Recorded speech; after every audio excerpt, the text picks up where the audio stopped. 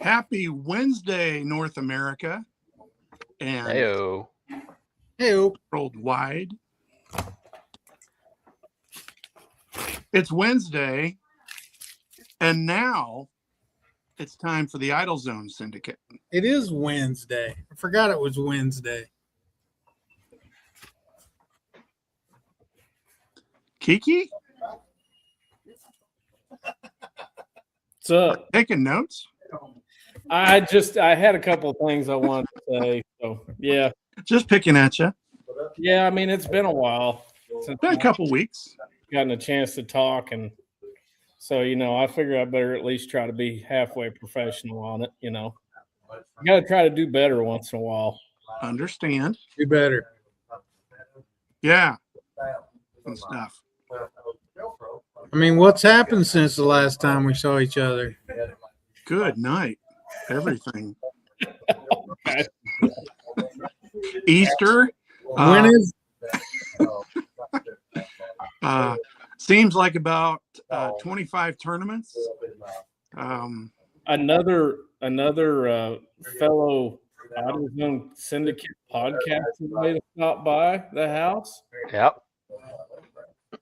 I got to go hang out at Kiki's shop for a little while. Nice. Working down there.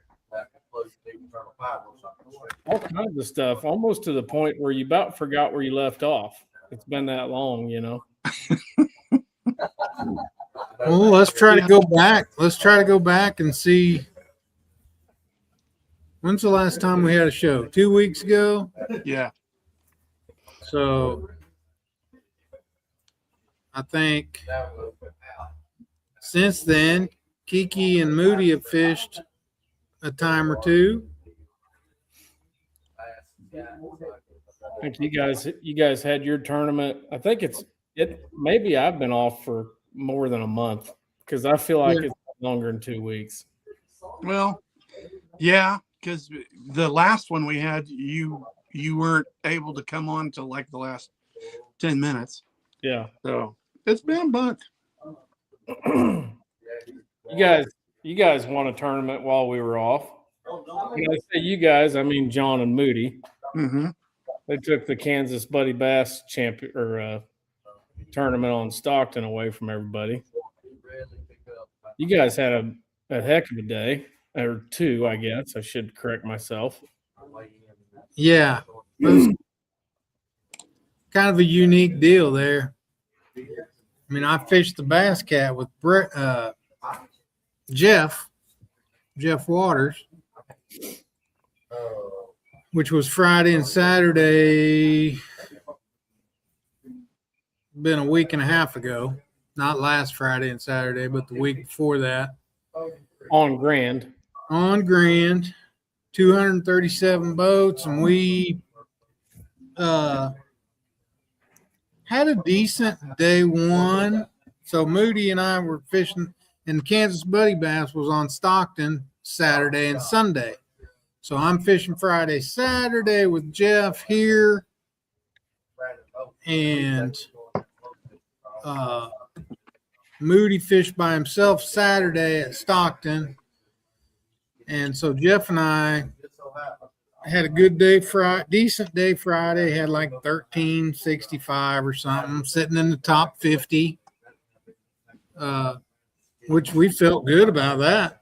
And I was like, if we can do 1365 again, we could move up a little bit. And on the second day, we didn't have that many bites. but we caught a limit, and then we had like 13 pounds. We had so they had this prize. Bass Cat had a whole bunch of different prizes you could win, like exact, whoever was in 65th place got, they just pulled it out of a hat. They had this prize for the most consistent team. And so we caught 1365 on Friday. And then on Saturday we were due in at 3:30. On Saturday at 3:25, we had right around 1365. So I'm like, we got a shot at this most consistent, and it's like $1,000, like $1,000. And I'm like, we got a shot at this. And we were fishing, and I flipped my tube under a dock, and I wrapped it around. We had 5 minutes left, and I wrapped it around a cable. And I'm like, well, crap. And I broke it off, and I'm like, well, that's the end of the old tube. I told Jeff, I'm going to scoot around this dock, and I'm going to throw the old square bill on this rocky point, this little bitty rocky point, and it's going to be like the last cast.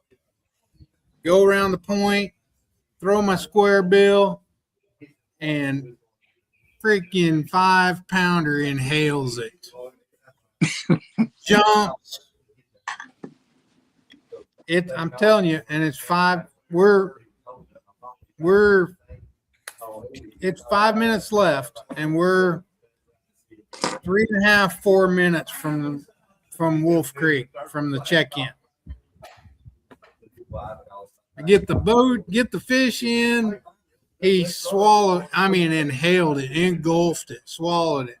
I'm trying to get the fish out. I told Jeff, Cole, throw that little fish out. Jeff tries, Cole. Jeff tries to, gets in the live well. The cool tags can't come off. He can't find the fish, but he knows it's in the small fish was in the small side. He can't grab it. I get the big fish unhooked, throw him in the live well, and I'm like, we got to go. And Jeff, we throw on the life jackets and we take off. And I'm like, Jeff, did you cull that fish? And he's like, no, I couldn't find it. I'm like, dude, we got to cull the fish. You got to cull immediately. We can't go. Can't cull at the ramp. So he shuts her down. I reach back in there to grab a small fish. I'm hoping it's the small fish. And I throw it out. And I'm like, which one was it? And he's like, it's the purple one. And I'm like, okay, that's the one I threw out. Go. So we haul ass. We're coming into the check-in pontoon boat. The pontoon boat is headed towards the ramp. Oh my. Oh no. And Jeff's panicking. I'm like, dude, it's not even, it's 2:29 or 3:29. It's not 3:30 yet.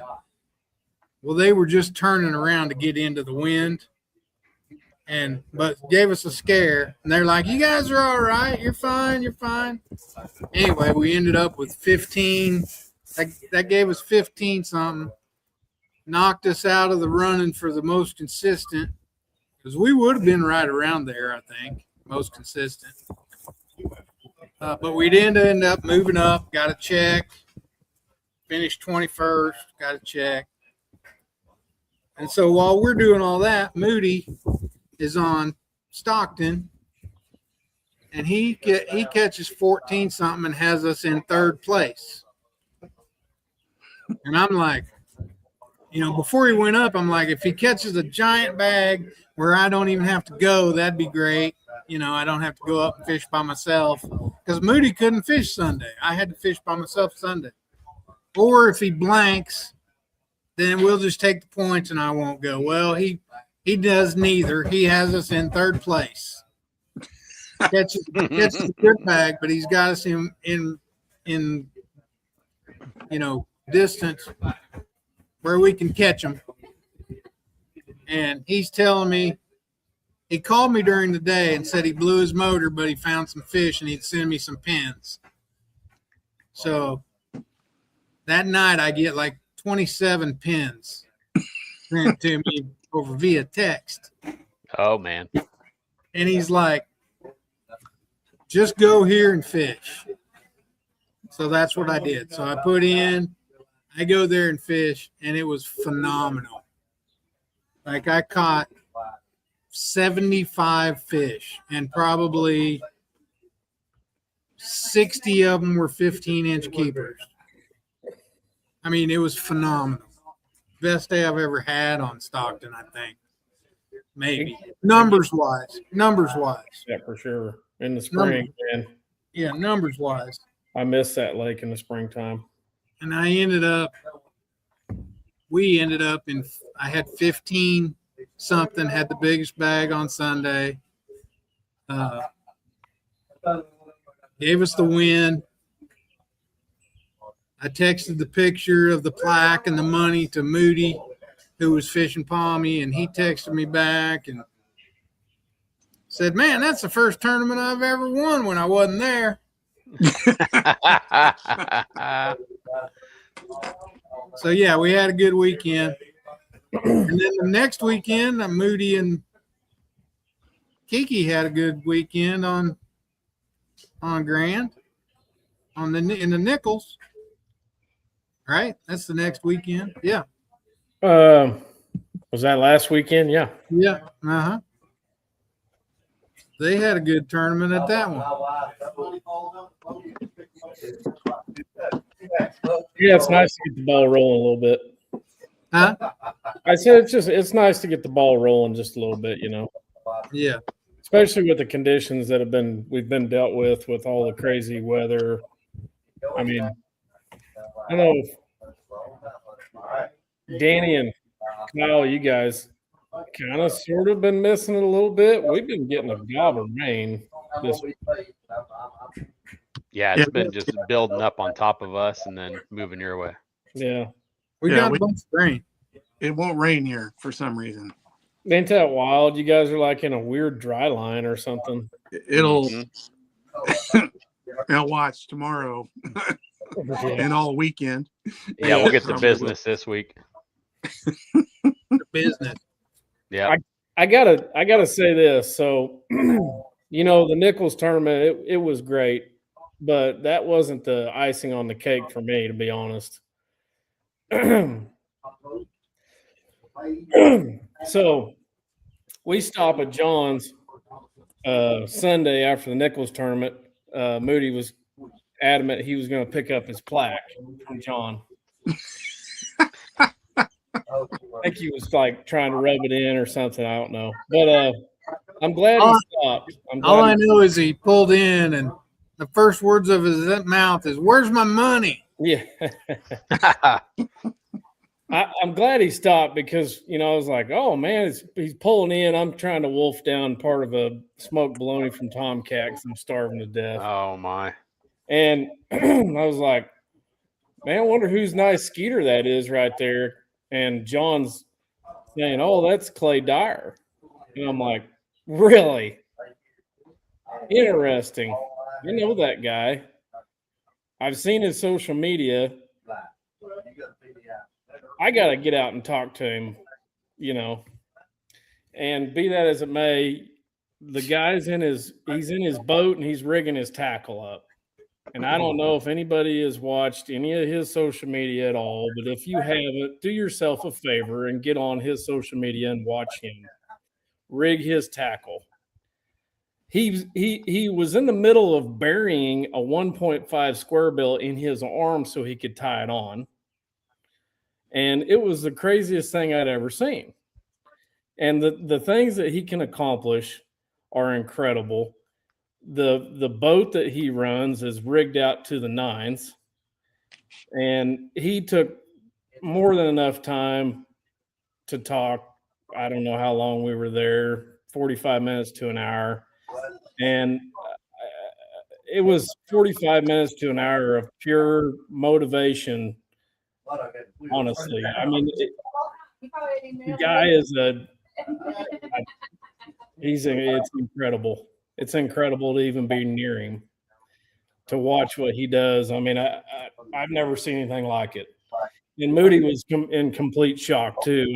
He may have not acted like it, but what an inspiration. I mean, people say, "Oh, I can't do this or I can't do that." Yeah, bullshit. I'm telling you right now, if you put your mind to it, you can. You can do it. It's Whatever it is. It was pretty wild. Let's see if we can get him over here in a minute. Yeah, hopefully so. You know, I got to say hey to him before the show and kind of tried to persuade him. So we'll see. But I feel compelled to say something about it because, golly, dude, all of a sudden I look back. he gets it done, and he's extremely creative on how he gets it done. You know, it was pretty cool to watch. Yeah, I've been watching him all week.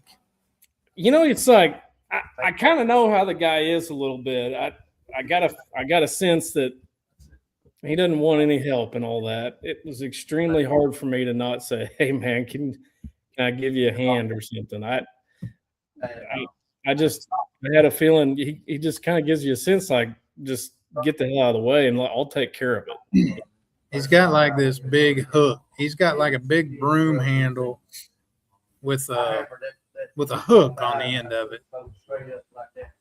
And that's how he gets his tackle boxes out. Here, right here.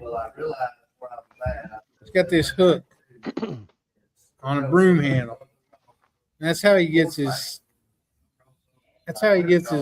tackle out of the tackle box. Or not the tackle box, the rod box. I mean, the gadgets that he has on his boat are the coolest things I've ever seen. He's got a Humminbird 360 puck on his power pole, Danny. Yes. Pretty daggum cool rig. Wow. Pretty daggum cool rig. The camper shell on his truck, it raises from the side on a hydraulic cylinder. Topper. Yeah, a little camper, like a camper topper thing. It raises from the side. Like he's got stuff that I've never seen before. And he's like, yeah, I got a friend of mine that he does some stuff for me and makes, engineers some stuff. He's like, if it doesn't work, I tell him it sucks. If it works, I tell him it's great. Like, okay, that's cool. Me and Mark just talked about him for another 30 miles up the road as we were headed home. Just can't say enough things about that visit. So, hopefully it catches a bass the next couple of days. Really hope so. I think he will. His feeling would come back, or I was afraid to move. So, because I don't want to cross any boundaries, we don't really want to say anything specific related to what the guys are doing tonight, right? Yeah, I mean, we ran into some of them on the water Sunday when we were fishing the Nichols, and Mark likes to talk fishing. Just that's his nature. And we run into more than one open guy on the water, and every single one of them's like, "Hey, man, like, can't take any information, can't, yada yada yada." We can't tell them anything. But they can definitely watch. I can tell you that. Anything that we have said so far is public knowledge because nobody's being interviewed. Nobody's being right. They could be just watching the show or listening. And we haven't said anything anyway. And they won't. say anything. But if they come talk to us, then we can ask them what they're doing, but they're probably not going to want to share right now because it hasn't even started yet. So Yeah, and I mean, I will say this: the guys, the pros that we ran into on the water on Sunday, extremely courteous. Yeah. It was awesome. I mean, it was a absolute parking lot in certain places on Grand Lake Sunday, and every single one of them. Are you guys in a tournament? Like, yeah, we're in the Nichols. Blah blah. All right, let me get out of your way. Just do whatever you need to do. I mean, it was really nice. So, especially where we were at in Honey Creek at one point, like we were trying to make a spot kind of work, and oh boy, we turned the boat and we were trying to fish this little drop deal on this secondary point. He rolls up there and he's like, that is the first words out of his mouth. You guys in a tournament? Yeah, right, let me get out of here or whatever, So I heard all that, I was like, I need to go. see if I can get his attention. Kiki, how did you guys finish up? in the Nichols tournament, we got like 16th, I think. Yeah, I think that's right. And we fished a future bass a couple weeks prior to that. We were in I think 9th, 8th or 9th or something. We had 18 we had 18 in the future bass, and we had like 16 in the Nichols, I think, something. And honestly, the Nichols tournament, we wasn't really on much after our practice on Friday. Our practice on Friday was just kind of tough with the wind and just not being able to kind of move around and really find them. The water was kind of coming up and all that crap, And so we just kind of sort of went fishing on Sunday, and we just made the right decision at like about 10:30, 11 o'clock, and just kind of decided to change it up. And when we did, we caught a couple fish right off the bat and just kind of, kind of played it from there. And then, at that point, when you do that, you make a good decision.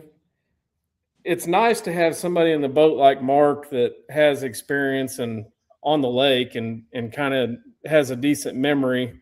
And so he's like, well, you just caught one. You just caught a 3.5 pounder here. Let's go over. We can go here and try it. We can go here and try it. We can go here and try it. We can go here and try it. Like, he's really, really good at that. I'm decent at it, but I'm definitely not great at it like he is. And so it's nice having a partner in the boat that can just immediately start spouting off stuff like that. And that was a huge help in the Nichols because you had to have options. There was that many boats,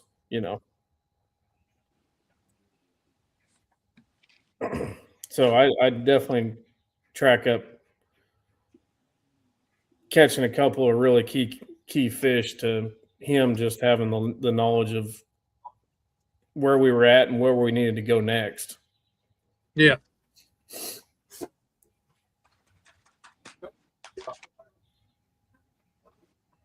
Because I did some stuff with it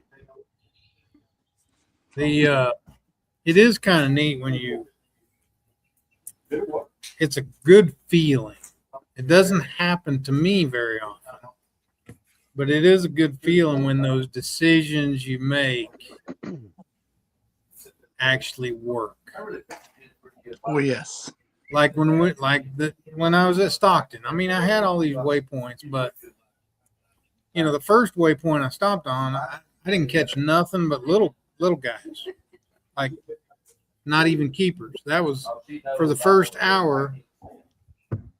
I was throwing like a square bill, and I was catching just nothing but 12 or 13 inches, and caught a bunch. But I'm like, this isn't working. I need to go over there to that point. It's a little bit different bank. It's a little bit chunkier rock. It's, the channel swings different against that bank than it does here. And I go over there and boom, catch a fish. And then I start catching a few bigger ones. And then I got a limit on a square bill, and I'm like, okay, now but I'm not catching any really big ones. So let's see what we can do with the old tube. So I flipped the tube up there and like 5 casts in a row, like no casts in between, like 5 in a row. I catch good quality fish that I culled with on the tube, but still nothing huge. And I'm like, okay, now I need to go over there on the north side and fish that little stretch and go over there. And the first 2 casts, I catch a 3.5 and a 4.5 on a square bill, not on a tube. I switched it up. And I was like, it just was working. And that such a good feeling when it works. Well, like something that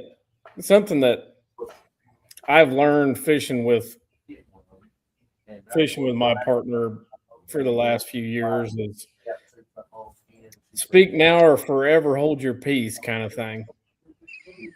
Is I got my butt absolutely chewed a couple years ago in a championship tournament because I didn't say anything until like 30 minutes before weigh-in. So I'm like, now, I mean, we're talking things through quite often, and it was, we worked through some areas the other day. The deal that? trying to force to make work, it wasn't working. Was that applause that I just heard? What's that? That's applause. I'm playing with buttons. Nice. There's new You stuff. got the old applause button. I didn't hear it. You have a laugh track.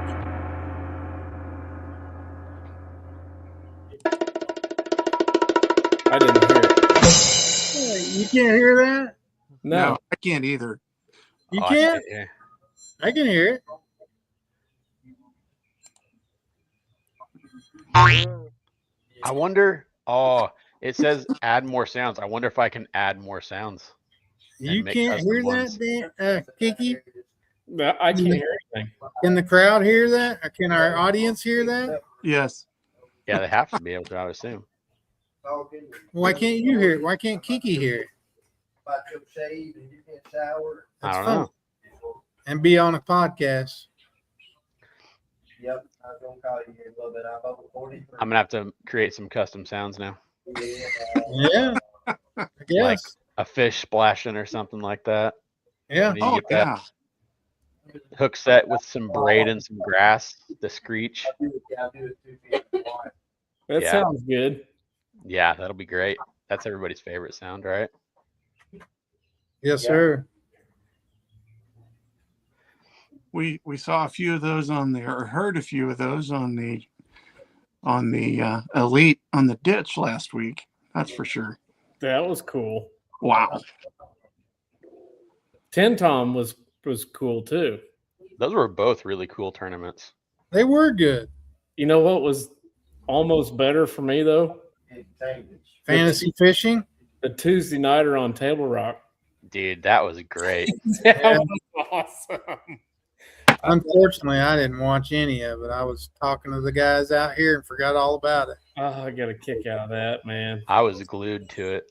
It was just nice because they were fishing a body of water that I've been to a few times. Yeah. But just taking it old school and the banner and the whole 9 yards was great, man. I kind of wish they would have more. done a little less commentating and then just like told the guys before they took off, throw the banter, get it going, and talk stuff through. We're gonna just let it roll. Yeah, I agree. You know, try and keep it clean, but you know, get stuff going. We're gonna just shoot it live and Do they put Ike and Ellie with Drew Benton? You're like, I wonder how this is going to work out. It worked out really good. Yeah, like super good. They started out like a ball of fire. Yeah, they had a plan and they executed it perfectly. Rolls into a pocket, puts his poles down, gets up on the very front of his boat on the trolling motor mount, and goes flips whatever he flips over there, some funny looking thing, and just immediately just starts sight fishing. And I can hear the whole time is literally like winging a whacking worm off the back of the boat as fast as he can do it. Yep. Covered as much water as he could while Drew was fishing for those. And he's telling everybody, this is what I'm doing, and this is the reason why I'm doing it. And Coanglin's it's this easy. Like it was great. Yeah. And that's what Bassmaster needs to do more of. Yeah. They need to bring the fun factor back into some of it and connect with the everyday guy that's going out on the weekends and fishing with their buddies. And Crank, I don't care if they're copying MLF team events or not. I don't care. Like No. it was great. Yeah. It's not the same. It's not the same. It's different. I mean, yeah, it's a team event, but it's different. I mean, that's MLF is they got their thing, and it's an all-day thing. Periods. And they do a good job of it. I like it too. You know. Yeah. But I like that jackpot. I think it's a little more. Those guys seem to take it a little more like serious. Like, I mean, they took it serious.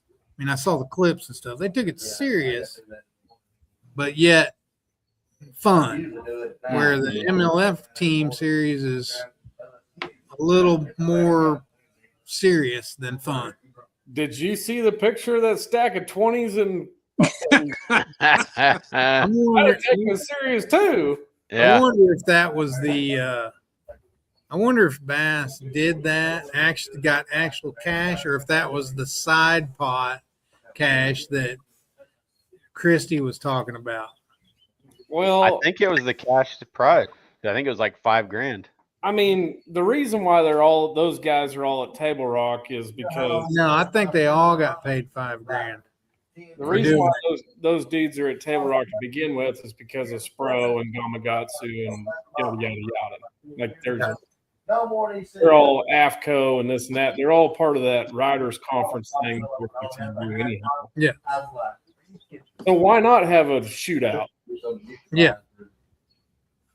I'll try to find out for sure tomorrow, but I believe all the anglers got paid to do it, first of all. And then they got trophies and stuff or whatever. Did they get belts or what they get? Well, they got a talking to from Slopper on social media. That's what they got. Today too. I think that's some of the best part of it is the guys making the post that didn't get to fish. Mhm. Well, we'll just sit here in the parking lot, I guess. And he's talking about he could have whooped all them boys, and yeah, it was great. Oh, it was awesome. Did you see the one with Will Davis and Schlopper? What did Will Davis say? They're like, we got 3 blue trophies between us. What else do you have to do to get invited to this thing? Yeah, maybe waiting on my phone call for how long? Yeah. I think they're gonna have to do more of them though. Yeah, I mean, that's what I'm talking about. I think they got paid to come do it. I mean, And I so saw who some got people that were, picked? yeah, some people were talking about like they should just do one after every elite event. I know scheduling wise, sometimes if there's back-to-back events, it's not possible. But Yeah. if there's time in between events, they're like, do another one. Yeah. And Zona was like, I might, this might be my one and done deal. Yeah, right, Mark. Come Yeah, on. this was just the pilot. He was eating it up. I mean, the problem with it is they can do that if they get a sponsor. the problem with it is that cost probably 5,000 at least, maybe 10 to film it, to do that live. For the camera crews, the cameras, the Yeah. all that they have to do. You know, it's not cheap. So if they get a sponsor, which they may very well because it was very successful, then yes. And we were close, according to Hank. I had lunch with today and played golf with today. According to Hank, we were very close to having that Tuesday nighter here, not here, but like on Uchi. Because Hank was supposed to run it. But he's here doing this, and he's like, I can't drive 120 miles over to Table Rock and do this while I'm trying to set up for a tournament here. Can we do it here? And they almost did, which would have been really cool as well. Yeah, that's kind of walking on the opens, guys. I mean, I would have done it at Hudson or Uchi, though. I would have agreed with that. No, that's what I said, Uchi. Yeah. That's what I said. It would have been done on Uchi. Oh, okay. Uchi or Spavinaw or somewhere near. It would have been cool. Hudson. I have not been there for I don't know how long, and I really miss fishing that. We used to I don't know. Weird. Hudson's good, but freaking Uchi is fishing good right now. well, apparently. You would have seen some frogfish on Hudson. I think you can see some frogfish here in a little bit on Uchi. There's all kinds of grass growing in Uchi. I'd be kerming every grass mat I had a chance to kerm. It's not up there yet. I mean, it's not grass like hydraulic grass. It's like water willow. Is it above the water though? It's green, right? Some of it is. Yeah, don't. It's just growing. I mean, it's not. It's getting going. Yeah. Yeah. We might need to go down there and just record some of our braid sounds on Uchi for the podcast. Yeah. It'll be a business trip. Anybody got any braid I can use? Oh, I got plenty of braid. I got a whole spool of it. I'm afraid that I don't have a braid. I do have one rod that's got braid on. like daggum James Watson. I'm coming with my flipping stick. My jig rod with Tired of all that casting 16 stuff. pound, 20 pound leader. My tennis elbow's killing me. I've had enough chucking and winding for a year.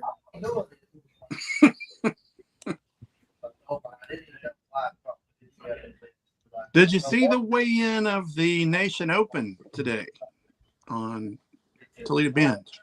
No. Was there any 10-pounders caught? I don't know. I'm going to show How you the about top that? 10 though.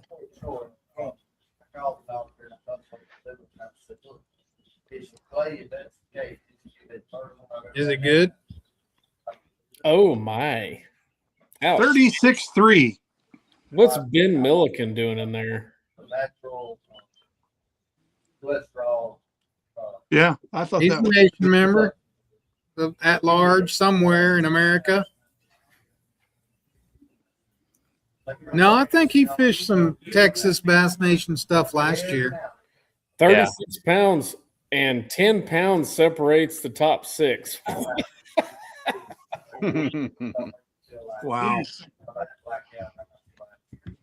Yeah, that's pretty good.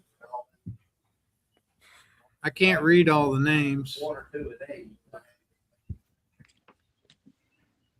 That's pretty good. And then it drops off significantly. It's like about, gosh, what, Kyle, what'd you see about 40th? It drops to like 13 pounds. That's a pretty the guys that are catching them are catching them for sure. It's kind of how it works. Toledo ought to be. That'll see some post spawn and maybe some fry garters and maybe still some spawning fish there too, though. I would think. I mean, I know it's been unseasonably warm. I mean, we're dealing with 65 to 68-degree water temperature at Grand already, but I mean, Mm-hmm. you think there'd be like a crazy swim jig bite and a frog bite at Toledo right now?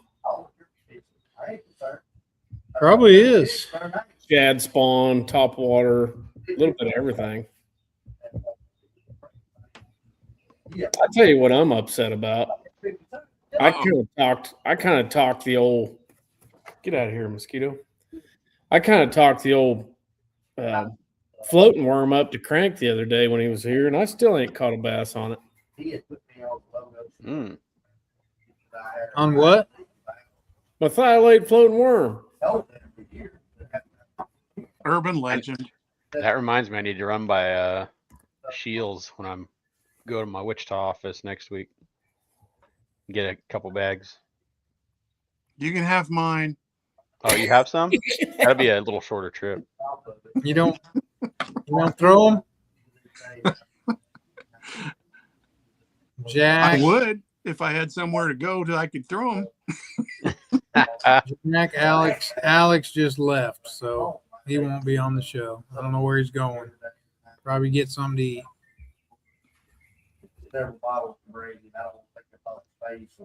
But yes, he would be good to get on. Maybe we can get him on later. I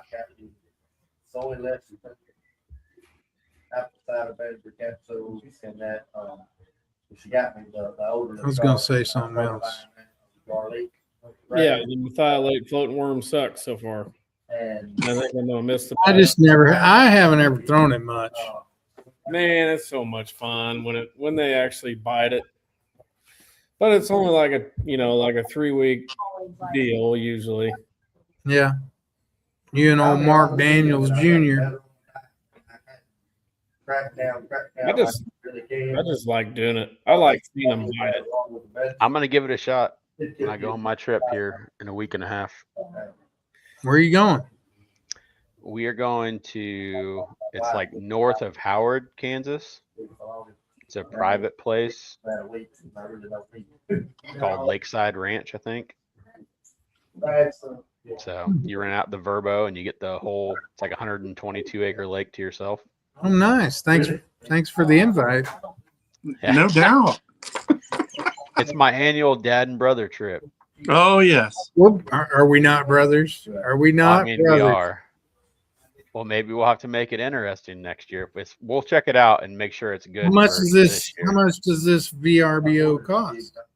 I think 2 nights it was like, for the 3 of us, it was like $260 a piece for 2 nights. So, so 700, 800 bucks. Yeah, it's close to $800 for 2 nights. But you It get has a a boat whole. ramp. Yep. Yep. Interesting. I mean, we can do our own thing, guys. Yeah. The city of Cherryville has Lake Tanko. We can fish it for a couple hours. I've caught a 4-pounder out of there on a frog before. Yes, he did. I'll buy you guys dinner at Pizza Hut on the way out of town if you want. Big time. Hey, is the Mexican joint still open in Cherryvale? I didn't know there was a Mexican joint in Cherryville, Danny. Downtown on the main drag. Huh. It's kind of catty corner across the street from the liquor store.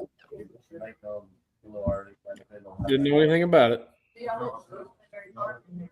It's probably still there.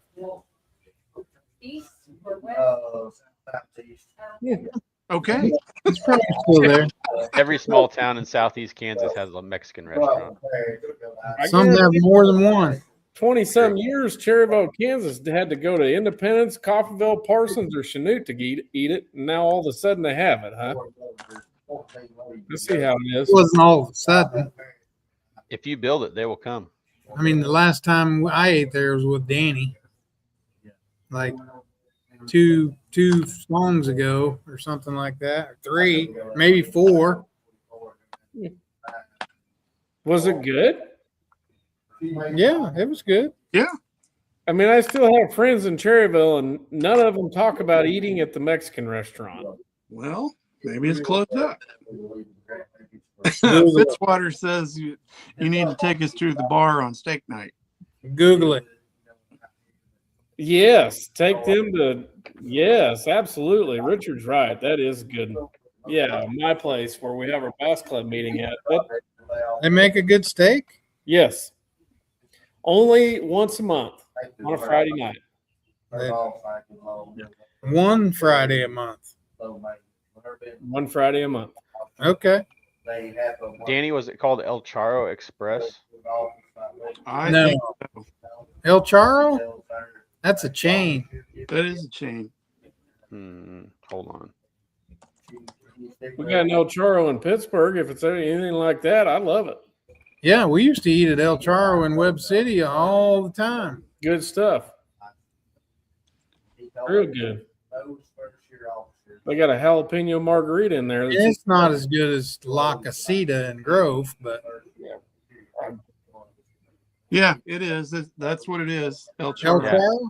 Okay. It's still open? Yes. Says it's closing soon at 8 p.m. Okay. There you go. They're afraid of the dark.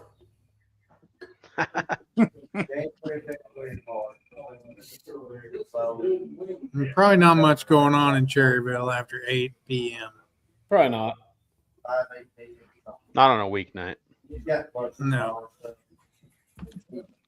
Maybe they stay open until 9 on the weekends. I gotta go put a blanket over my brooder house. These daggum chickens are making too much noise. I'm gonna try to put them to sleep here. Holy cow, Richard. 5 bars.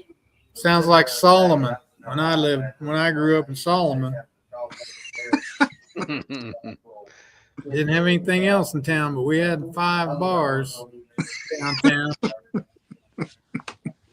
Big Earns. Big Earns was the king of the bar scene in Solomon. $1 or quarter boot night.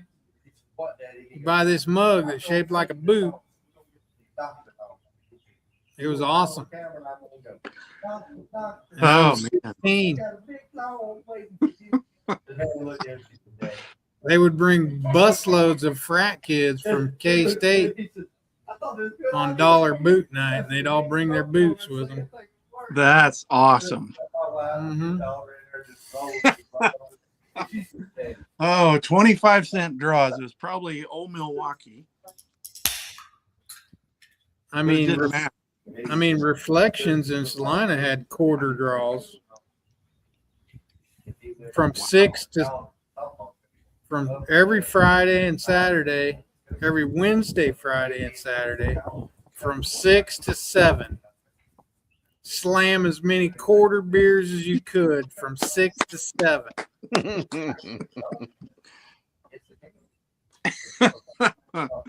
And they had these man. and they had these beer glasses that were like narrow in the bottom and they were about that tall, Mhm. kind of flared out at the top.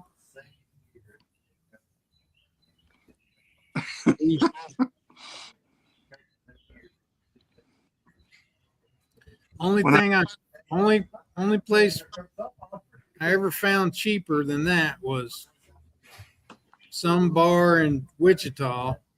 You guys may remember it. And they had nickel pitchers on like a Thursday night or something. Nickel pitchers for like an hour. Wow.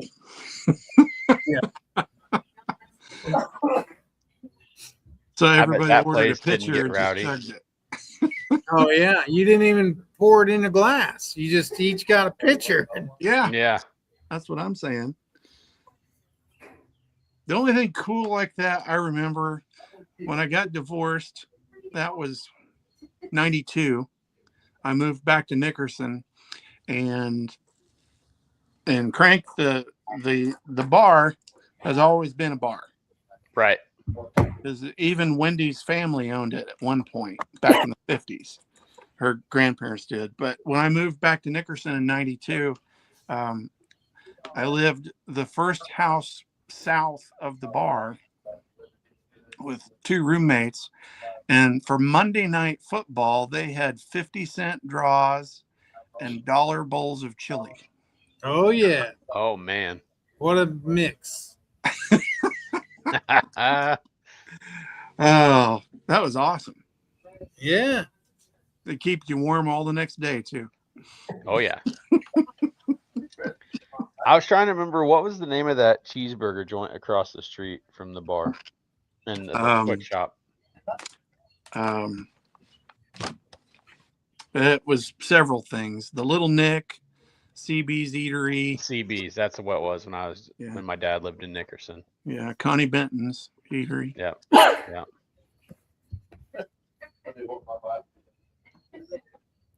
Awesome. Going down memory lane. Oh yeah.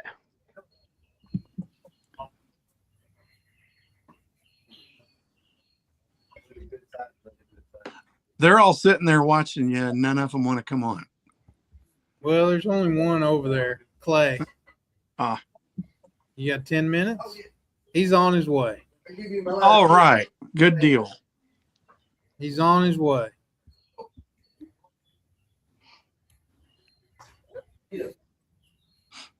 I'll give you my last 10 before I go say you get shower. Awesome. We'll be able to wish him luck, anyways. Yeah. Said he'd give us his last 10 minutes before he goes into the turn in.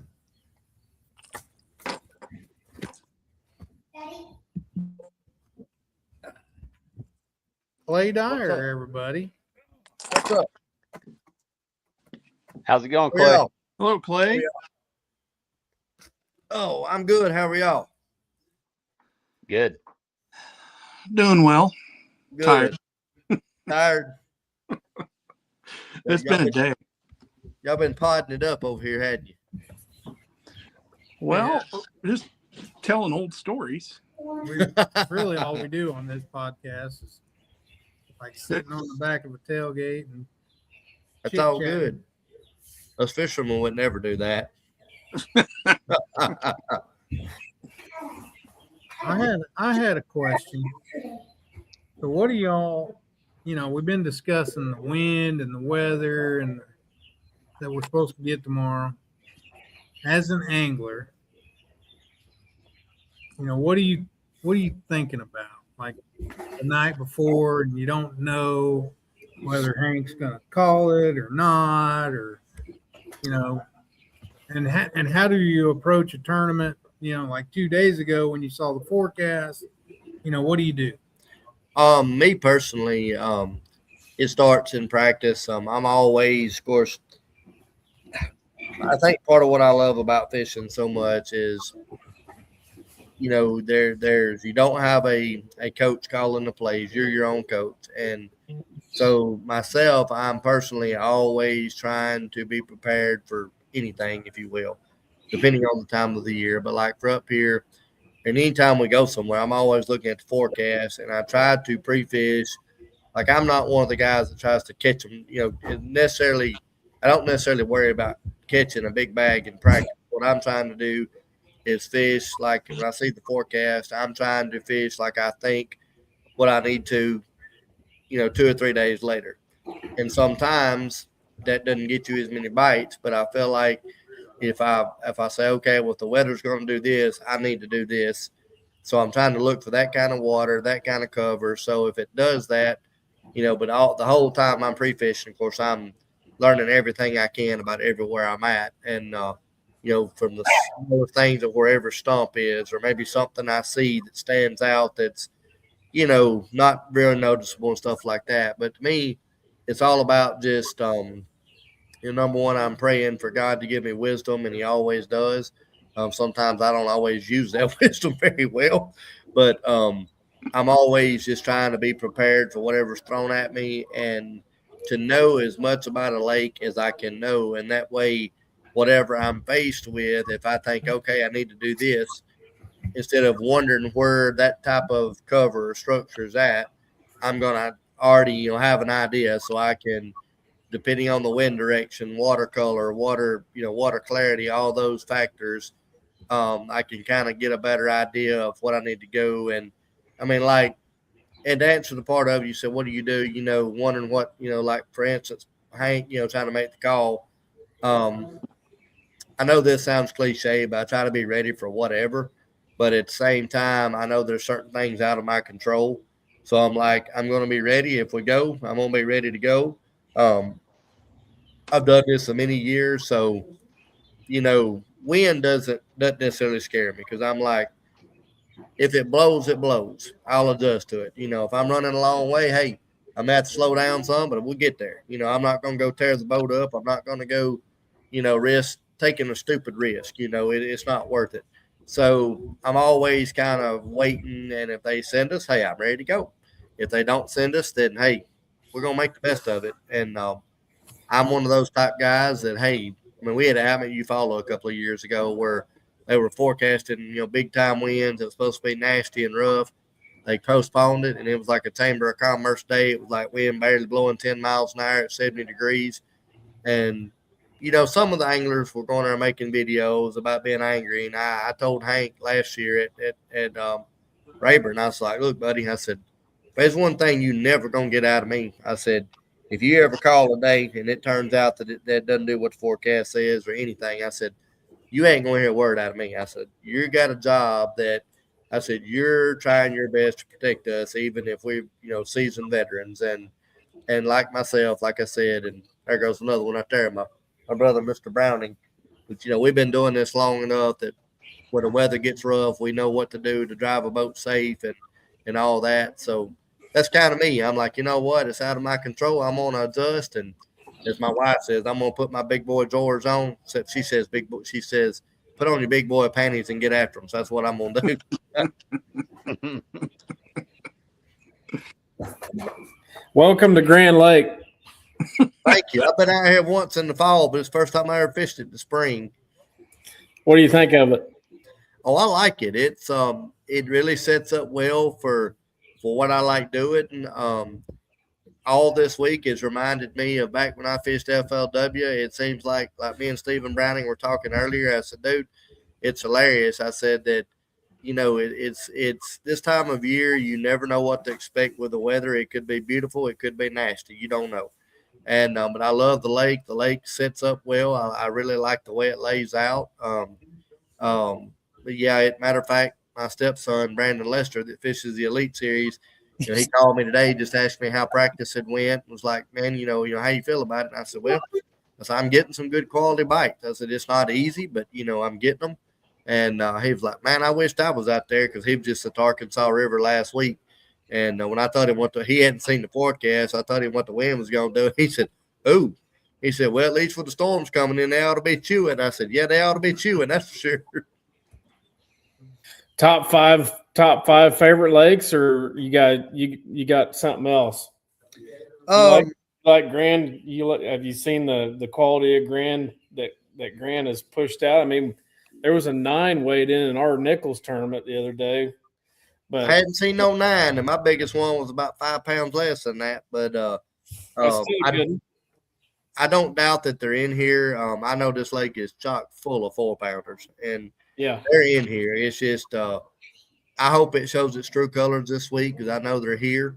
But it's I have to say, I mean, it's to not have only been here one other time. It would definitely be up there in my top 5. I mean, to be honest with you, I don't know how much y'all have ever been on like Guntersville, dude. I'm spoiled rotten. I've got a Guntersville an hour from the house. Wheeler's coming back. I'm an hour from Wheeler. I'm hour and 15 minutes from Nickajack, which is a hidden gem. I'm hour and 45 minutes from Chickamauga. I mean, I've got incredible fishing all around the house. And some of my favorite fisheries, though, are, like a lot of the guys been doing this. I love the Texas lakes. I love the Great Lakes. I love Champlain. I mean, they've all got them. But I'd have to say that Grand, I'll tell you this, I'll take Grand over to Red River in Louisiana any day of the week.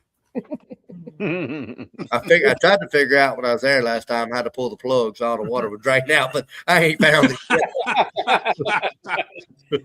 Have you found anything? Have you found anything good to eat other than smoked bologna sandwiches from Tomcat? Or I ain't even had one of them yet. Oh, it was funny. We got here and me and my media camera guy, I knew we had the fridge in the room, and I knew John had the grill in Blackstone. So we got some, hamburger meat and some bratwurst and stuff like that. And we was trying to save room in the refrigerator for stuff. And we were like, well, we'll get some takeout, a couple of nights. We ain't got to take out one night since we've been here. Everybody's either, oh man, well, I'll bring this tomorrow night, or I'll bring this. And Lord, tonight, Stephen Browning brought everybody these big old New York strip steaks and corn on the cob and mushrooms, and I was like, Lord Jesus, we eating good tonight.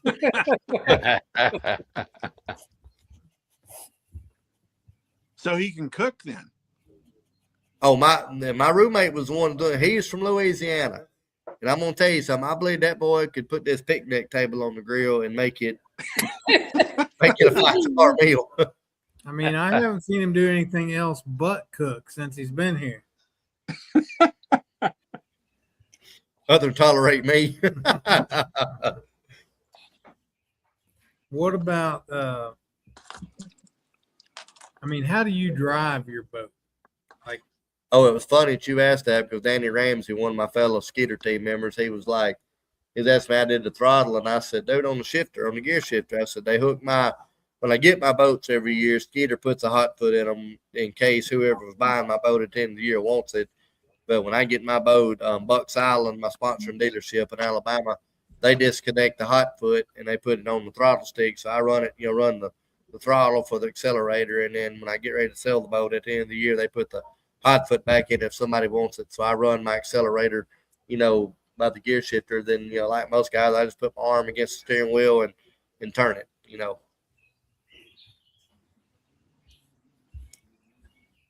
My wife says I need to be a NAS boat driver.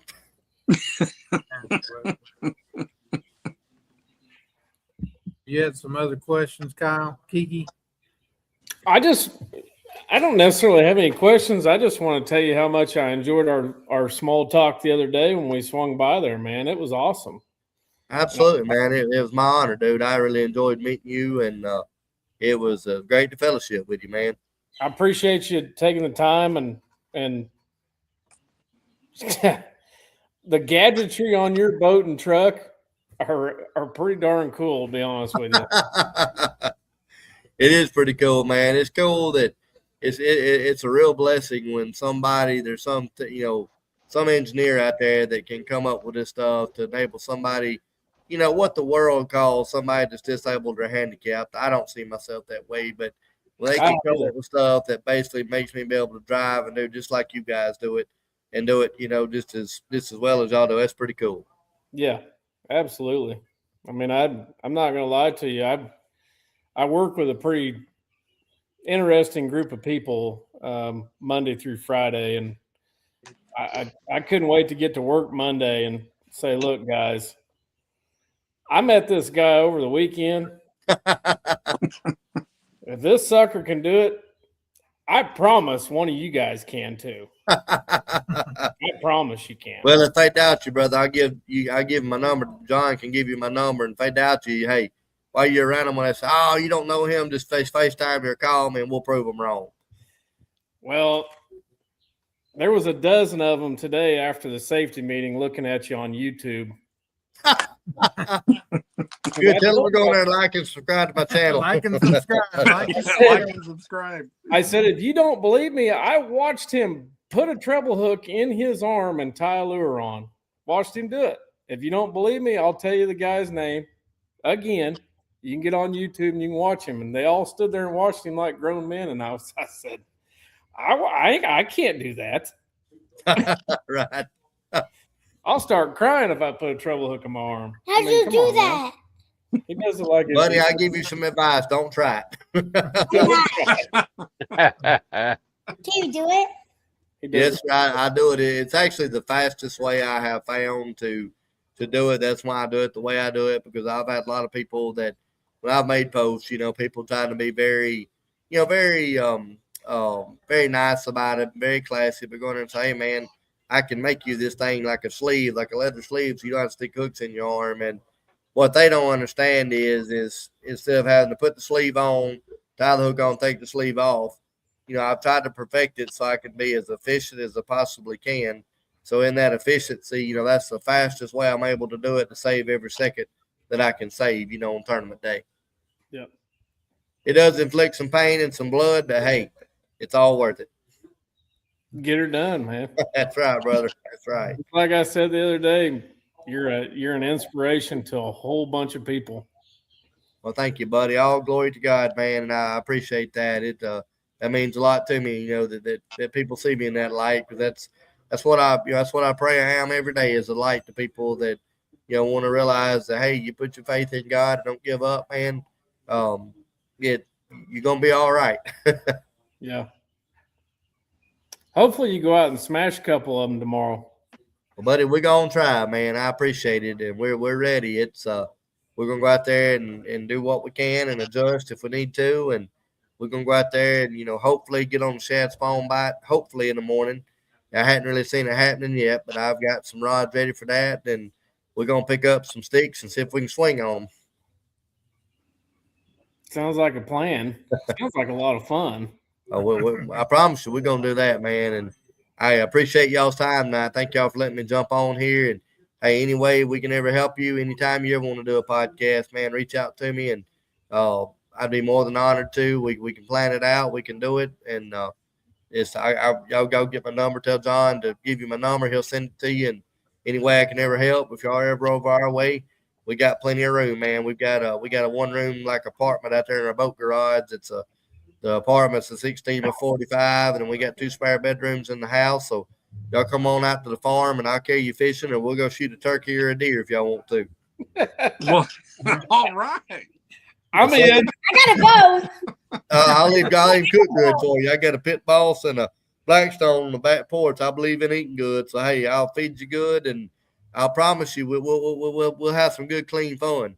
I got a bow and arrow. Well, bring it, son. I got some deer. We can sling it at one of them. How's that? I got an 8-point. I'll give to you. I was gonna try to shoot him next year, but if you come, I'll let you have him. Clay, we appreciate you, and good luck tomorrow. Thank you, brother. You bet. Thank y'all, man. God bless y'all. Thanks, Clay. Yes, sir. Good luck. Good luck. Thank y'all. Let me go corral one of the other ones to send them over here. Yeah. If they want to come over. Hey, John. Hey, man. How are you? How's your weekend been? My weekend has been good. How about you? Good. You got baseball going on? Yep. Practice and stuff? I got practice tomorrow. Yeah. When's your first game? Don't know. Not quite sure yet, is it? Are we? My granddaughter had her first game last night already. Who's your granddaughter? Amelia. Wait, what? You know her? Do you know her? On the Vikings. No, no. No, she lives in Iowa. She lives a long way from here. She lives in a couple states north of here, bub. Oh, no. One state north of here, sorry. Yep. She's in softball. And then Brooks, my grandson, is playing soccer right now. We had soccer practice tonight. Yep. Mm. It was a windy soccer too. I bet. Yeah. Who took them? Yeah, the wind does not stop blowing here. It is not blowing too hard right now. It's beautiful out there right now. I think they've backed off just a touch on the wind, but we'll see. Can you read my notes, Bub? What's that Yes. say right there? Does that say, what's that say? Queen, Read it. queen, Dire. the, Can you read that word? Or I got terrible writing. unheard Unbelievable. That's what that says. unbelievable. Unbelievable. Here, let me read that real quick. Mm-mm. Yeah. Let me show you a real handwriting. Let me show you real handwriting. Okay. How's the boat run, John? Huh? How's the boat run? The boat run's good. Once we figured out what the problem was. I haven't even you told have you. more issues from the last time. I haven't even told you about that. Yeah, so Kyle gave me the part number that he thought maybe it might be a little sensor thing, and I put that on, and that wasn't it. And so I took it up to Albers. I did that. Let me stop you for just a second. I did that because that's the easiest part replaceable. Yes, For an I get it. No, I understand. That was a soup. Like it took me 30 seconds, So literally. it's either A or B, and I didn't necessarily want you to replace B on your own. It was 30 seconds and it was $20 and well worth the try. Yeah. It didn't work. I took it up to Albert. Knew I had the tournament coming up that I was going to have to fish by myself. So I needed it running. So, Moody or you or somebody talked to Glenn and told him I was coming and could they look at it. So I took it up Monday morning and they put it on the box or on the computer and they I kissed it. figured out it was a oil reservoir on my boat. Had a bad, it was just bad. It's old. I mean, it was 2012, so and that's pretty common, I guess, for those to go bad. So they put the new oil reservoir on there, but then they couldn't get they got it on, turned it on, fired it up, but they couldn't get it to fill. So they had to track down. After some tracking, they found a cracked lid thing on the oil tank that was allowing air to come out, and it wasn't getting enough air pressure to send the oil up to the tank. So once they fixed that, she works fine. Runs fine. In fact, I think it runs better. I don't know Probably how. so. I don't know how, if that would make any difference at all, but it feels like it does anyway. That's all in your head there, boss. Yeah. It's definitely getting the proper oil. Yeah. Getting the proper oil now. And when you're a two-stroke, that is necessary to the engine longevity. So Yeah. Yep.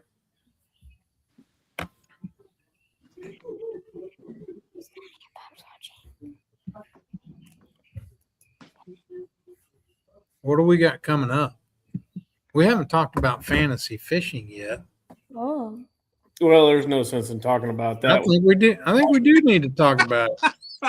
I mean, when you're at the very bottom, there's no sense in worrying about it You might not be at the very bottom. I might be at the very bottom. because you forgot to pick them. Well, I know. That's the problem. I've chosen guys every tournament, and I'm at the bottom. And I had two guys in the top 10 this last tournament, and I'm still at the bottom. Let's see. Let's see what it's like. hey, Danny. What's up, buddy? I got 17 days of school left. Yes. And then summer break. How many weeks? Only 17 more days. 17 days. Wow. Well, who's counting? You know. A principal. They're Principal's counting it down to. counting. Answered. That's correct. That is correct. No, Kyle, you're ahead of Kyle. Kiki's ahead of Kyle. Yeah. Who's Kiki? Because he forgot to pick on one of the Elite Series tournaments. No, it's on 4 out of 5. I have not picked. That's the reason why. You're not, I will say though, the one I did pick on, I did beat you on that one. you did well in that one. I know, I actually did really well in that one. Yeah. I will. I mean, look who's at the top. Daddy, who's he? The What I really want you to see. Let me go back here.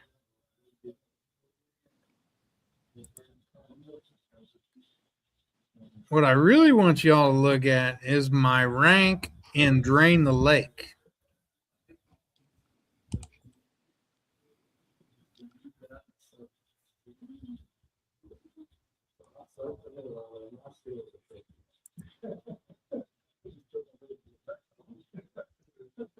How do you see your rank though? I think you got to click. I think you can click. Can you not click on my name and see see the points and stuff? Maybe Oh not. wow. Yeah, 386. Is that right? Jeez. 386. Good night. Was that good night to us? Because you're on.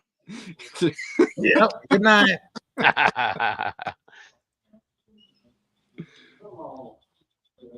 Yep. But let's see. Yeah, 386. But I'm worried that that'll catch up to me because I've picked a lot of winners from these first ones, which eliminates them for the next ones. You know what I mean? Hmm. So eventually I'm going to have to pick a bunch of losers and hopefully they do well. Yeah. But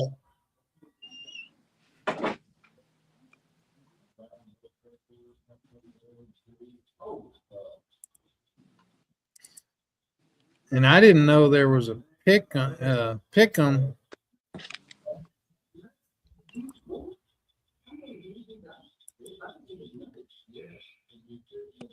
I guess there's not a national rank on the pick 'em part, is there?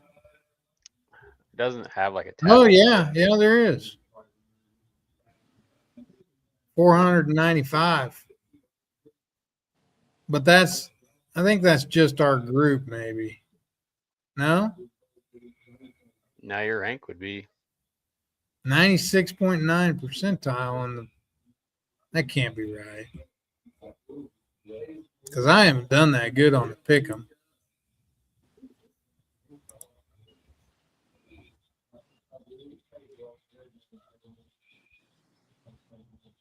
Everybody got your picks in for the next one? No, not yet. I mean, when is it? I think it's 14 days. days, yeah. 14 days.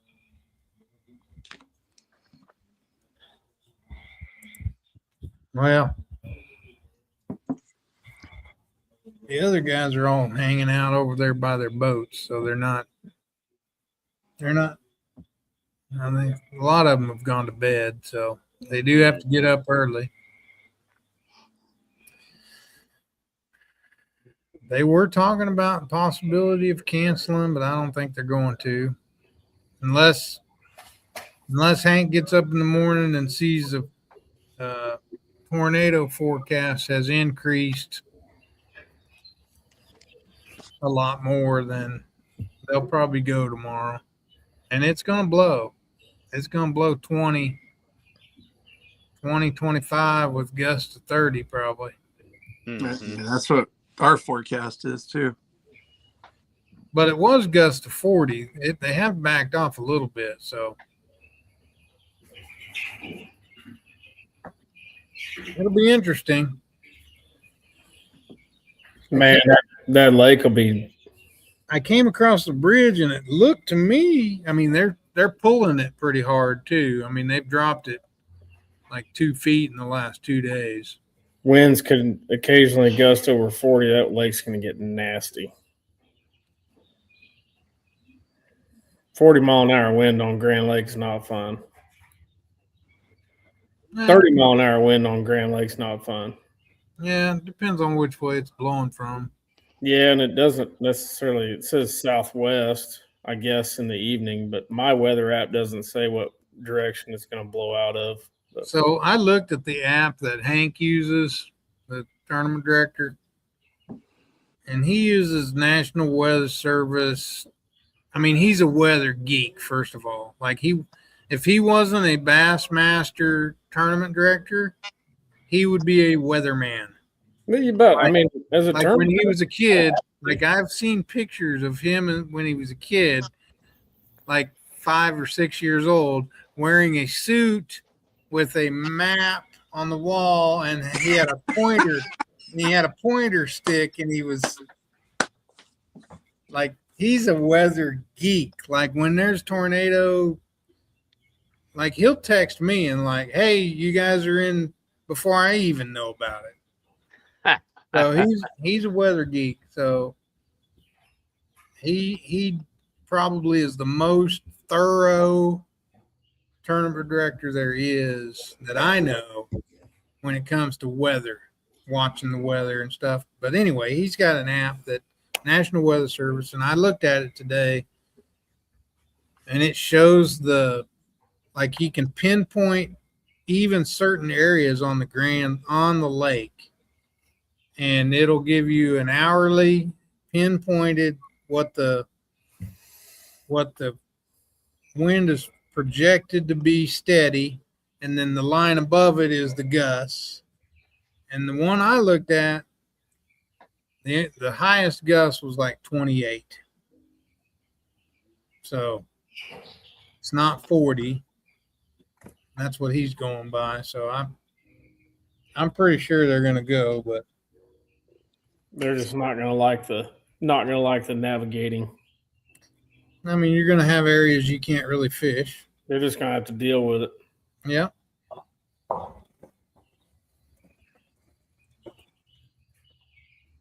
So we had planned to come back tomorrow night on the 23rd, and we had Nick LeBrun on, and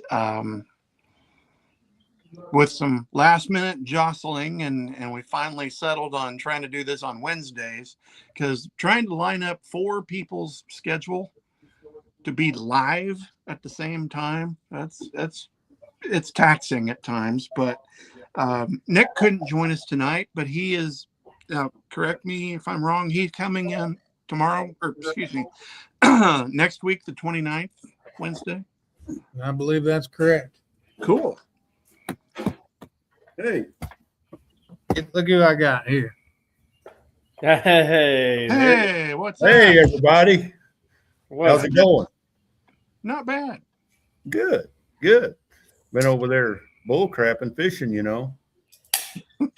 Surely not. Nah, now telling fishing stories and stuff, you know, making more stories.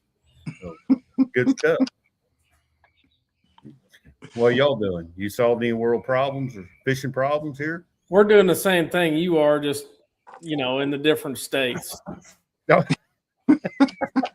little way from here. Yeah, Yeah.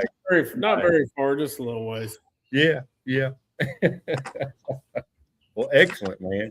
Well, y'all might as well just come on down tomorrow. We'll just have a big shindig. Yeah. It's been a blast, man. This has been a fun week here. Dude, it's been a fun last month and a half or two for me down there. I wished I could talk fishing with you, and I can't, and I won't. And Yeah. I'm gonna leave it at that, but it's been a lot of fun. Yeah, it's going to be fun tomorrow. I can't wait. So we'll see how it plays out. I may be singing a different song by tomorrow evening. All right, never know. Grand's full of fish, man. Yeah, heck yeah. It's all right. I like it. So, main thing is got a lot of money invested and might as well make fun with it. So this is a no forward facing sonar event. You know, I Bass did does, not know that. Bass does every other open, and this is a no forward facing in this one. Oh my! I So did not Chris, know that. so today they had to go down to the ramp, and they have you got to put a box on your unit or on your cable, and you got to lock it in with one of them numbered tags things that they put on the back of semis, and you got to take a picture of it. And Chris didn't know what to do I was lost. because he didn't have any of that to put on. Not a bit. Sounds like it made it a lot easier of a process. Yeah. Process what? Did they measure your screens and make sure you were under the Yeah, they measured my flasher circle and said, "You're good to go, man."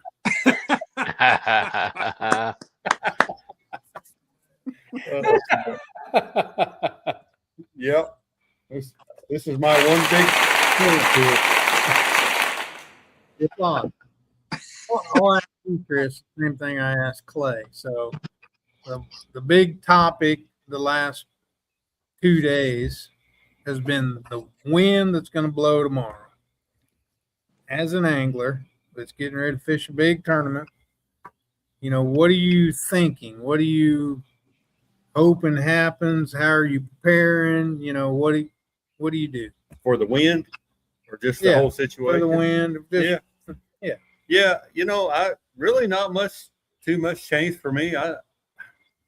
Truthfully, everybody was talking about the wind and this and that. And I was like, who cares? Let it blow. I'm not afraid of it. Let's go fish, So, you do find yourself maybe needing to be ready to navigate that kind of water, but that's just kind of a mental thing. Mm-hmm. But other than that, I'm going where I want to go, doing what I want to do. And I'm not going to let change too much. So, mainly just being mentally ready for fighting big waves and that. Other than that, Does it change how you practice? Like, do you have to prepare for, let's say we get a south wind that's blowing 30, how do you prepare, where you fish or whatever? Yeah, that does play a big factor because, like a lot of what I'm doing, really bad waves in an area would create a lot of problems with how I'm needing to fish to get bit. You just can't fish effectively in it. So you're going to have, whether for me, it's about knowing places that whether it's a south wind, those areas are similar to what I'm looking for, or if it's north wind, we're just going to adjust to the leeward side type of thing. Normally you'd want to chase the wind, but this event's not going to be one like that. So, but I've kind of pre-fished like that going. I got areas on both sides of the lake that I can feel confident that they're the right kind of areas that I can go fish for the same kind of fish reasonably out of wind. So, and then always having a little bit of a backup just in case you can't get somewhere.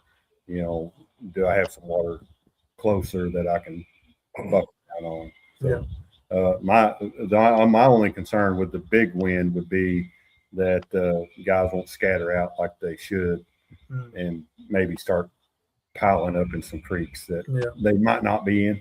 So, but you can't really control that. So, that's me. I don't get too worried. I want to take a deeper dive into your fishing tactics for just a second. And I'm not going to ask you any crazy questions. I'm just going to ask you something that I've been thinking about off and on because I watch your YouTube stuff. I love it. The Stephen Browning segment today was great, and I mean I think the world of both of you guys. Stephen Browning, I root for him every chance I get, and I do the same for you, man. Honestly, Thank you. because you guys are kind of half local for me, really. I mean, you guys aren't too far away, so. Yep. You know, me personally, I have an older boat. I got a 1999 Champion 203 that I've had for way too long and can't hardly get rid of it because it's got sentimental value at this point, you know. I understand that one. And I've caught plenty of fish out of it. You know, my son, he's fixing to turn 8. He caught his first bass out of it. It's great at this point.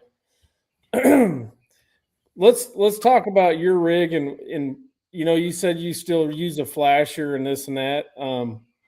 What's maybe one of the reasons why you still use that instead of maybe changing the way you fish or installing new on your boat? Like what's your mindset there? What's your thoughts on that? It's for me personally, it's 100% about simplicity.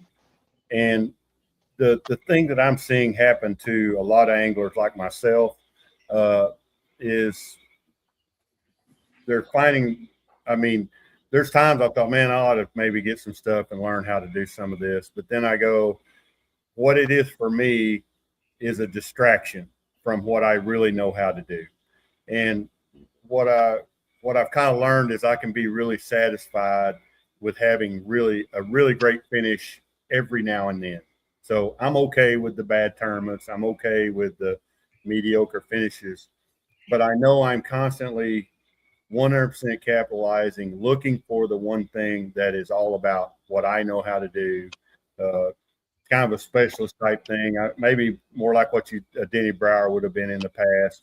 Not saying I mean we're close to that, but looking for my thing and getting in my wheelhouse and then having the opportunity to win big. And anything that takes me away from that is a distraction. So a perfect example was a few years back, that's probably 15 years ago, I had a brand new boat. I had some really great electronics for the time. And which my home Lake of Beaver, it's a deep water lake. Yep. I really got into, which I jigged a spoon a lot all my life, but man, that graph, I could really see fish. I could really get on them. Hey, like these are whites, these are walleye, these are Kentuckys, and really catch them deep like that. And I even I even thought about drop shotting, and I tried that just a little bit. And, but what happened to me is I went into a couple of events because I was learning how to do that. I was getting kind of caught up on catching those fish that I could see.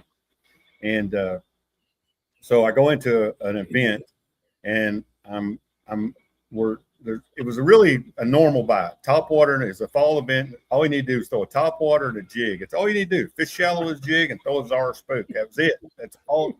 I knew that's what I needed to do. Go out the first morning, catch a 4-pounder on a spook, then catch a big one, nice one on a jig. And I'm going along on this ledge. The sun came up, got a little tougher, and I'm sitting out on this hump, and I'm fishing my jig just like I need to catch 5 all day. Just if I'd have done that, I'd caught 5 fish, but they'd been good. So I'm going along with that jig, and I'm looking at my graph, and I'm like, oh, man, there's the fish right there. They're under the boat. You know, I'm like, no, man, just fish your jig. Fish that jig. So, man, reel that jig up. I pick up my jigging spoon. Man, I'm like, they're streaking all over the graph, and I'm jigging, and my buddy's dropping a drop shot, and we're jacking with him. I do this for a few minutes, and I'm like, dude, just get back to your jig. You know what? You're going to get one bite on this hump. You'll just throw that jig. So sling my jig out there, a couple of casts, and I'm trying to ignore that graph, and they're just, I'm like, oh my God, they're right here. And I'm literally just sitting there doing like, I reel that jig back up, and there I am with that jigging spoon again. And I fought that the entire day and blew that entire tournament. All we had to do was stick to what we knew, and it was shallow water stuff, except some of that deep, big jig deep. And what I learned there was, for me personally, it was distracting me away from what I knew. And so I began to start taking that stuff away to where I could focus on what I know how to do best. If it didn't work, it didn't work. So I don't know if that explains what you're asking there, but Yeah, I just, I find it intriguing because, there is some guys that, you call them whatever you want to call them, and, not interested in the technology, just not have no desire to learn whatever it is, or they probably had it and they're like, somebody like you is like, turn the cheater box off and just forget about it and just fish your strength and roll with the punches. I mean, yep. going to be a handful of tournaments where you're going to have a shot at winning in less than 5 foot of water, and there's going to be a handful of tournaments where you're probably not. Yep. So, And you just take them. And the other thing I learned, and this goes back to like 2010 when I won a Central Pro-Am event. I spent my whole life trying to be consistent. Like, all the pros and everybody's like, man, you just need to be versatile. You need to be a consistent angler. You need to be in the Angler of the Year race every time. So I fought that game of being a consistent angler. But the problem is consistent anglers don't win very often. The winners do this. Mhm. You're going to see them win. And you're going to see them with the ball and foul for 2 tournaments. And what I learned was after I won that Central Pro-Am event was you can take one good win and you can ride that thing for 2 or 3 years. So you can get some articles and you can get some momentum that if you play it right will really last a long time. And I can even go back to this bass event that I won on the river a few years ago. You can take a big win every now and then with the right circumstances and pretty well make something of it when you don't win the rest of the time. And, that's what's worked out for me. And I've just found that that's where I want to be. And it not to be looking for recognition all the time, but it's helped me build a name by winning, not being consistent. And so that's part of it too.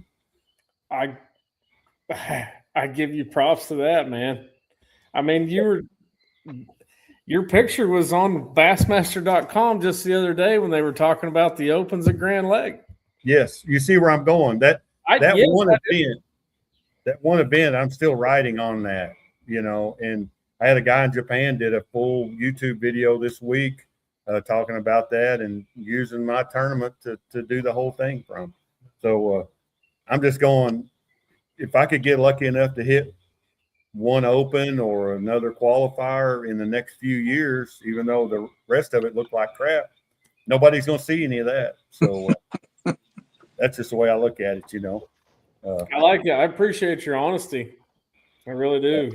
I've always wondered. I always thought, I wonder what he would say if I asked him that question. Just because I've always wondered why does Chris keep it as simple as he does? So yep, that's why. I mean, I have the same mentality as Chris, the exact same. The big difference is I never win big tournaments. Big tournaments. Like I might win once in a while, like the club, Terryville Club or Kansas Buddy Bass Club. I don't win the big ones. Ever. Winning is not easy. No. I don't care if you've got the cheater box or not. No, it's not easy. What's really ironic is this is weird, but I'm finding myself now. I wish this was a scope event because I'm finding myself going. If I win, for me, this is just my heartfelt opinion. If I win this event as a no scope event, I look at that one and go, well, crap. If he ought to win that event, that's how it ought to play out. Those guys should shine. The old schoolers should shine in this no scope events. And I'm finding myself going, man, I want to win a scope event. Mm-hmm. I want to win the one where you can't. Yeah. This sounds kind of arrogant, but you can't deny it. Mhm. Like you can't take anything away from it. You can't say, well, it was a no scope event. And that for me, I'm like, I'd assume it was here along with pre-fishing for like this event alone. And me and Jeremiah Kennedy were just talking about this is in these events nowadays, I have to worry about no water. I get everything. Whatever you want to fish, it's available. Yeah. There's going to be nobody in your way, even though I'm not saying the winning fish are there, but at least if my day comes along, I'm going to get all of it or the majority of it. And because they can't stay away from it, they're going to be out there. They're going to be looking for it. And so for me, a little bit here, there's been a few things I've found that I'm like, there ain't no sense in trying to worry about this because every dude that knows how to bass fish is going to find this fishing conventional. Where otherwise, I promise you, they would drive right by it, even though it's going over here. They're right here. Yeah. So Yeah, I get that. so that too is kind of for me, kind of how I'm looking at it a little bit. So, but hey, if I win here, I'll take it. A win's a win, buddy. I'd be all about it. You know, Yeah. I can win here and I'll go to class and worry about the scope event. You know. There you go. Might be a no scope. It could be. So Maybe. it's pretty interesting. Mhm. You know, it's an interesting dynamic too. I have a lot of really good friends. This is another thing that I'm seeing is they're burning up a lot of tournament days. I mean, you wouldn't believe how many guys that stop by the house going, man, I am just frustrated. And these are guys that I've known my whole life that are really great. I hate using the word old school or tradition. It's just they're really great traditional type fishermen of what we've learned how to do all these years. But now they've got the technology. They've learned how to use it. They're relatively effective with it. And what's happening is they're going into event after event. They may be going scoping in the morning, but then it's not working out. And they're looking over at that rocky bank over there, and they go over there. It's not working out. And now they're back out there scoping again. And they're going through this. Mhm. This it's like a slinky, man. They're just till the end of the day. Yes. And they're about to lose their mind. I mean, they're going, dude, what do I do? And I'm like, hey, dude, you got two choices. And they don't like either answer. I'm like, you either need to forget everything you ever knew about bass fishing and learn that piece of equipment you have on your boat, like learn it, live and die by it, and let it become your way. Or unbolt the freaking thing and fish your way. I said, that's the only answer I would know. I mean, the mentality is the same with what you just described. For Yes. the scopers, yes. they have to just be willing to win once in a while. Yep. And get beat by the 100 million other scopers. That's once why in they're a so while. great at it. Yeah. It's they are committed to their craft, just like I'm committed to my craft. It's the same. It's exactly, and that's one reason I'm not a huge or hater of the thing. It's because truthfully, it's the same concept. And all the people in between, they're frustrated. Yeah. I really believe that 50% of tournament anglers out there are more frustrated now than they've ever been. And I think that's where you see it in the comments and the things that are happening is that. No, exactly.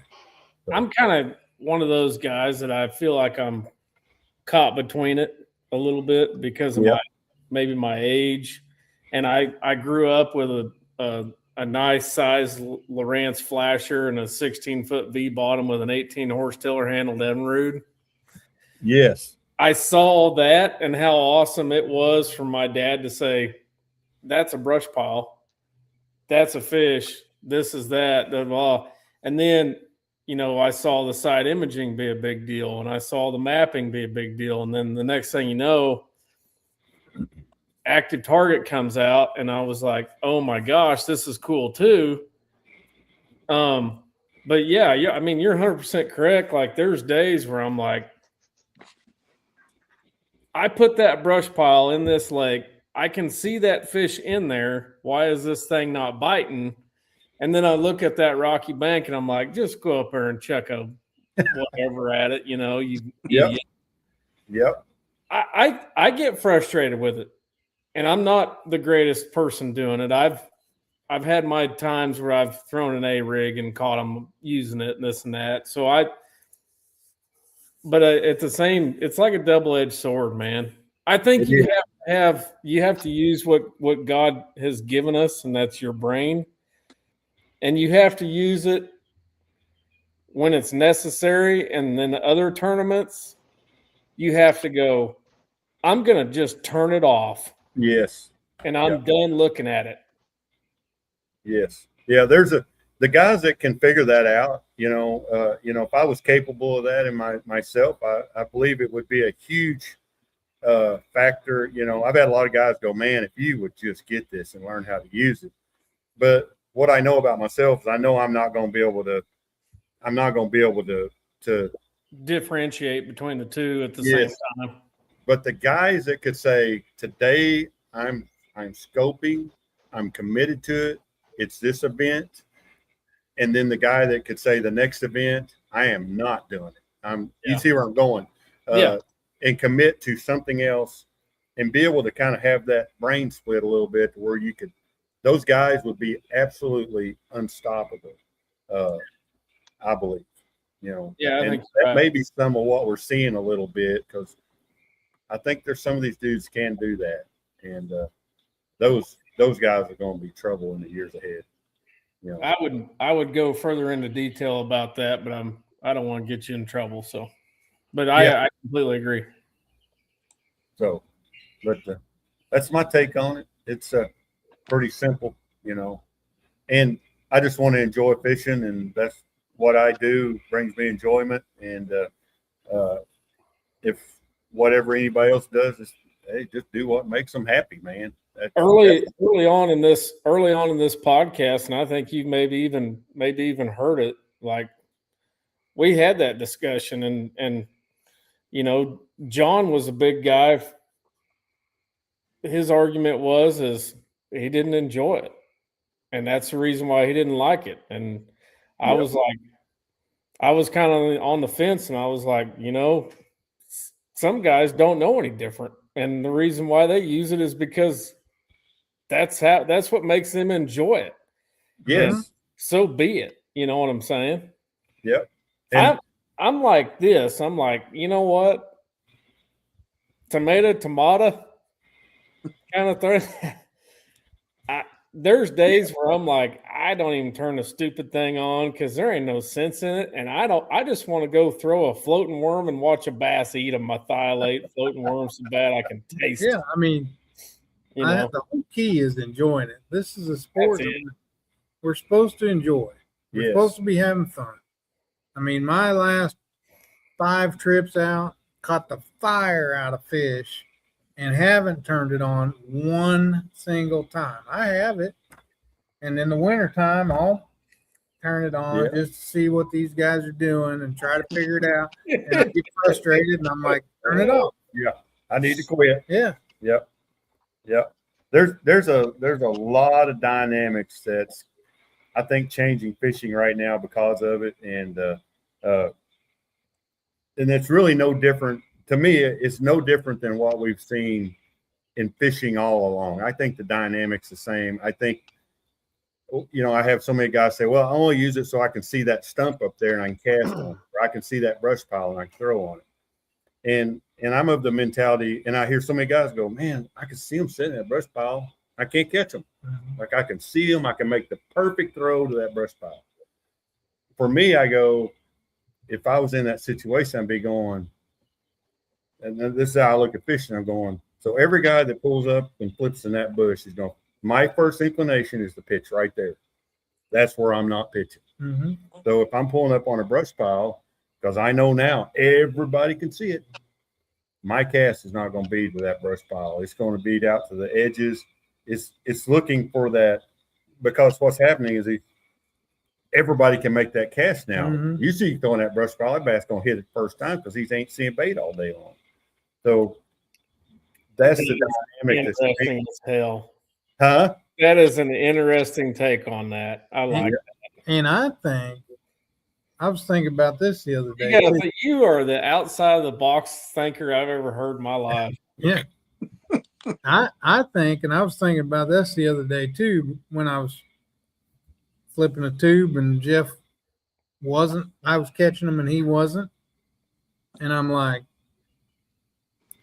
I think that when I'm looking at the box or looking at the scope, whatever bait I'm throwing, I'm working it different than I Used to. than I do when I'm catching them, because I'm not focused on how I'm working it. Yep. I'm focused on what I'm seeing. Yes.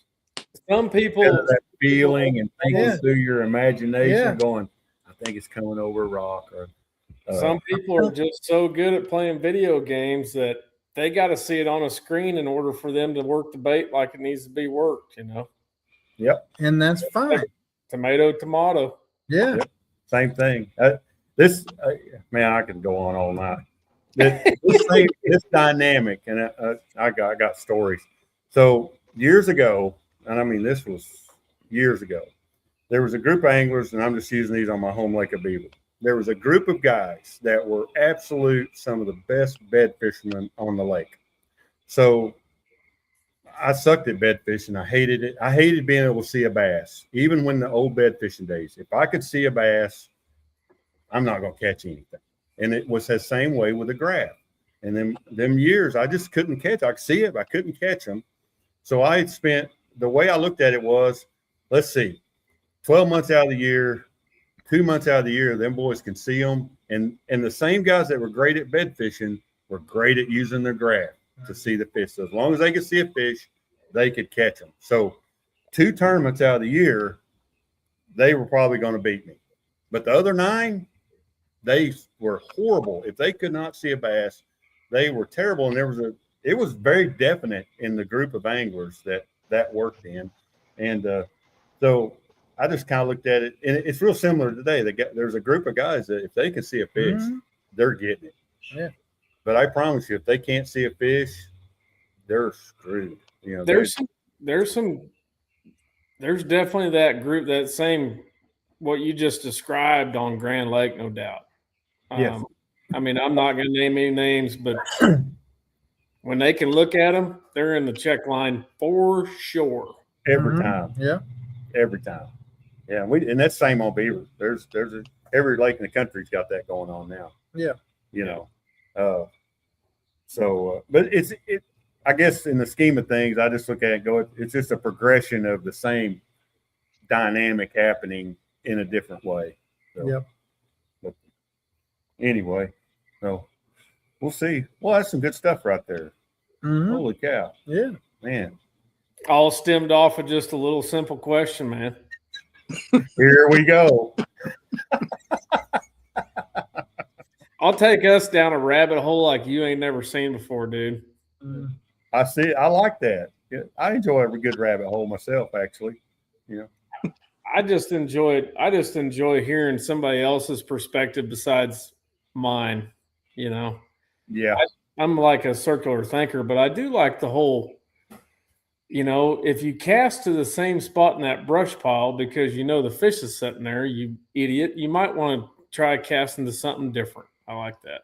yeah. And the main thing is the fact that you just got to know in today's world. If I was scoping, I would have to go what I'm seeing, John's seeing, Mhm. you're seeing, Mhm. everybody's seeing. Everybody's looking at, and everybody's focused, like laser focused on that stuff nowadays, to the point of missing a bite or, you know, something like that. Very Yeah. possible. I think back in the days of triangulating and all that, we were fishing a brush pile, but the truth of the matter is we only hit it probably 3 times, but we caught a lot of bass. Mhm. You know, today's world, you can hit the brush pile on the first cast 3 times, 10 times, and you know what they got, and you leave. Yeah. And so this a different take. Mhm. And that may not work at all. I love it.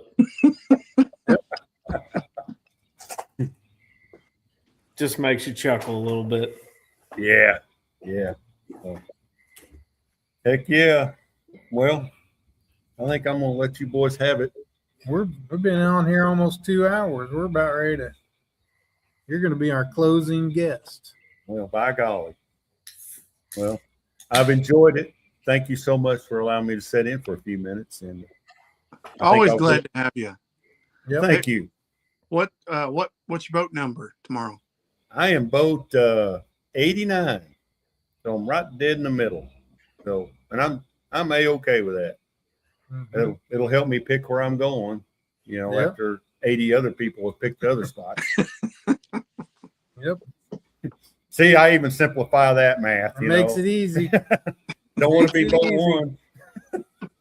So, You can just Don't- tell that you fish with a purpose, but you use logical thinking and simplicity to make it a little bit easier on yourself. I like it. yeah, I won't lie. I spent a lot of years suffering through trying to make this bass fishing algebra, and some of the most miserable years of fishing in my entire life were trying to make it too complicated. Mhm. So life's too short at this point to waste any more time doing that. I'm just gonna fish. Agreed. Agreed. So- Amen. Y'all have a good evening, and Good luck tomorrow. thank you. I'm Good gonna luck, need that. Chris. Good luck. Catching, man. Good luck. Thank you.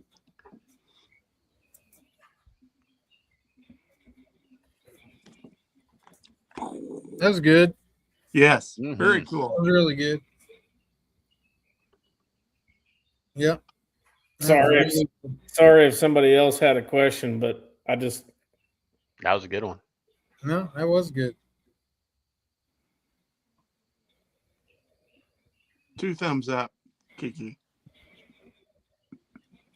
he's got a whole bunch right here between his ears that he uses. Oh yeah. Pretty interesting. Yep. Interesting take on it. Even Sunday, man. Me and Moody were trying our hardest to make something happen, and I mean, we're in my boat. I'm not gonna lie, I had it on. I was using it, and I was trying to, like, man, we're sitting on them, and we can see them, and they're not biting. We got to go make something happen. Told him, I said, I'm gonna turn this stupid thing off, and we're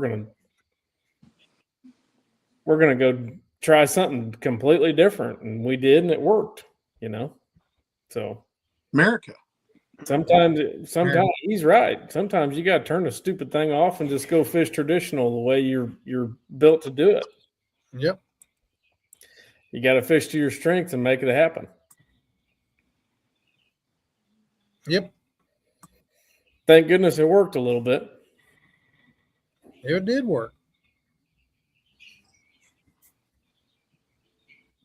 All right, fellas. Nice to see y'all.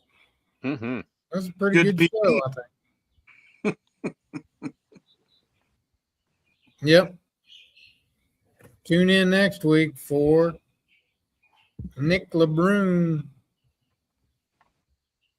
Fitzwater, I'd like to see you on the water instead of in a daggum chair with your feet kicked up. Hopefully you're recouping and get back on the lake. Yep. Agreed. Amen to that. Folks, thanks for watching. Thanks for putting up with our antics and our scheduling and our haphazard way. Good luck to all of our guys fishing, all our buddies fishing in the open this week. And we have a few at the Nation Open at Toledo Bend also. Hope everyone's safe and has a great time. For sure. And as always, thanks for watching. Crank, you get the final word. Peace and chicken grease. We're out. Mm.